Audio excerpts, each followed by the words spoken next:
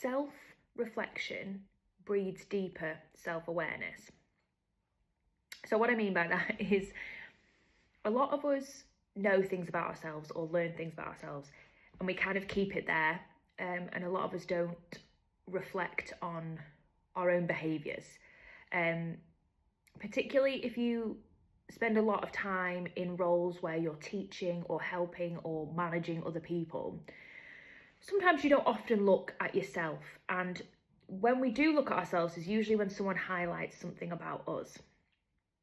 So sometimes as somebody who is a very great empath, we can sometimes fall into the trap of being hypocritical because we give so much energy, we notice so much about other people, that we don't acknowledge in ourselves. And I'm bringing this up because I think it's a really important thing, that self-awareness is a really tricky thing, and all of us have this personal protective layer around ourselves where we say, oh, I know my strengths, I know my weaknesses, and like that's that, and I'm working on it.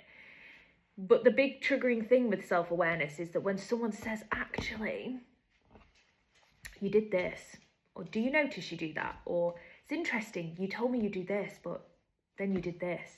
So I recently reflected on my level of self-awareness because I had someone point something out to me where I had said I was going to do something and my action was not the same as what I said I was going to do. And for me, that was really triggering because I was like, oh, I'm very authentic and I'm very integrity based. And so I got triggered by that comment. However, when I reflected upon it, it was correct. This was an instance of, not following through on my own words, what I said I was going to do. But what's interesting is previously I would have been really critical of myself for that. And a lot of us, when we get comments from people, we go into being critical of ourselves, being critical of them, being defensive. But this time I decided to explore with the kind of lens of compassion, and I asked myself, why did you not follow through on it? Why did you do something different? And that allowed me to then realise that while I wanted to be strong enough to have followed through with what I said I was going to do, something in that particular situation was unresolved emotionally, or emotionally I hadn't completed my cycle.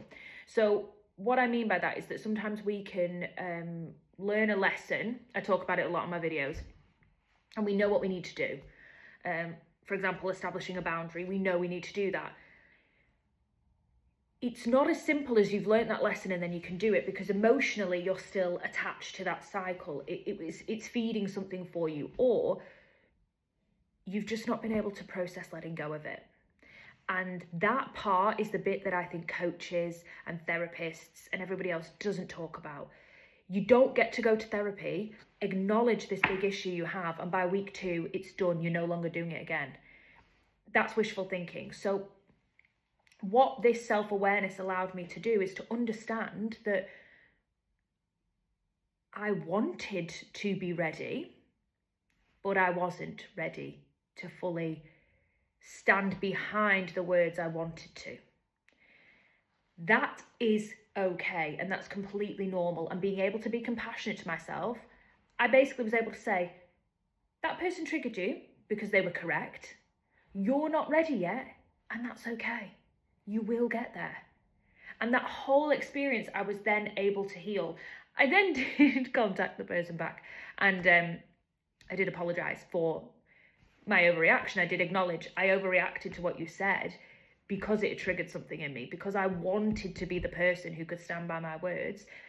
And previously I would be very self-critical that I let myself down, and that my perception to that person had changed. But with exercising compassion and being more self-aware, there is a story there is a reason there that I couldn't get to that step. But it is a process, I'm working towards it. It's not, you failed, which is the language that I used to speak to myself with. So what I'm saying is, sometimes when you have self-awareness, when someone brings something to you, like, oh, sometimes you get really stressed in that situation, trying to exercise this energy of, okay, I'm going to take what they said because I feel quite emotional about it or angry or whatever. I'll take it away and I'll think about it. And I could say to myself, if they were to be correct, let's play hypothetical, if you're very angry and you really don't want to agree with it, if they were correct with that statement, hypothetically, why am I doing that? Why am I getting upset or stressed in that situation? Or why do I say one thing and do another in this situation? And exploring it with curiosity and compassion allows you to say, okay, maybe it's because I don't feel confident enough to say something in that situation, or I still really like that person and I'm not over that situation yet, or I wasn't realising I was doing it. And now that person's brought it to my attention, I've now reflected, I actually do that, and I can actively change that if I don't like that behaviour. So self-awareness is a very difficult tool. It's often brought towards us whether we want to or not, but I think everybody needs to exercise self-awareness to grow.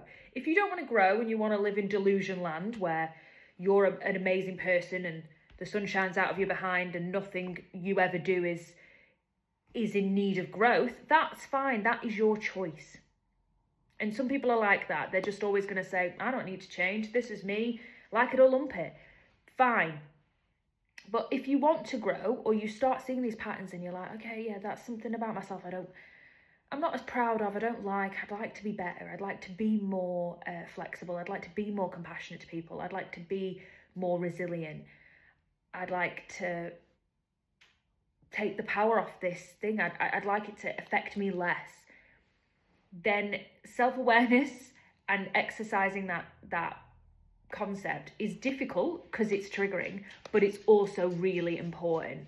And as someone who, I'm very sensitive, sensitive little snowflake over here, it can be difficult when people present you with things, whether it's at work or in personal life. Like, you do that, your instant reaction is like, oh, I want to be defensive, I don't like that. But giving yourself space away from that comment, if it's triggering straight away, just say to yourself, okay, I'm going to sit on this for 24 hours. I don't even have to say anything to that person. I could just smile and wave, and I can just go, oh, right, really? Do you think so? Oh, cool. Okay, cool. And then just leave it, and then take it away with you and say, right, okay, if I was to think about this without any emotion, without them being a devil, without me feeling like, oh my God, I can't believe they said that. Take the person out of the situation, take the comment, try and neutralise it in your brain and say, okay, so they say that I talk too much, or they say I'm a little bit negative, or they say I don't take feedback well. Think about it neutrally. Take some time, take as long as you need with that comment and think, okay, if this was to be true, why do I not take feedback well? Why do I seem to not do what I said I was going to do? Why do I seem negative to them in this situation?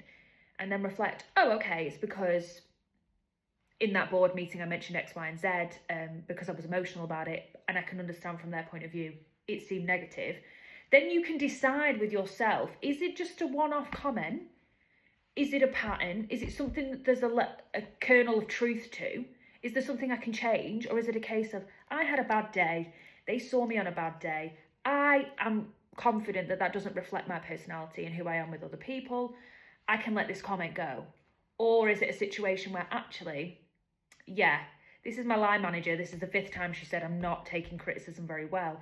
How do I approach this where I could take the criticism better in future? Does it mean next time I go to a meeting with her, I say to her, you made that comment last time and I actually think it's really valid, and I would like your help in how I can work towards taking constructive criticism better. Do we have strategies at the company in which I could take maybe time to process your comments and we can have a follow-up meeting, or ways in which we can kind of rephrase them, or we can discuss the comments and I can tell you why they might make me feel a bit emotional or a bit defensive, and then we can work at rephrasing them. Whatever it is, there are more tools and more power to change behaviours than you think.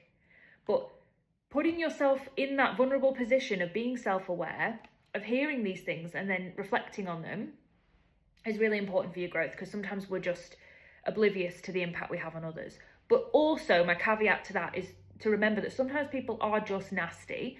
So use discernment with the comments that sometimes people give you and say, is this accurate and true to me? And do I want to change it? But if it's someone saying, I just think you're a nasty person, and deep down you're saying, okay, you might think that, I don't agree with it, you don't then have to pin your entire personality on their comment. So it's a juggling act, but self-awareness helps us kind of see where our blind spots are sometimes and help improve them so that our interactions with people and our quality of life therefore improves exponentially.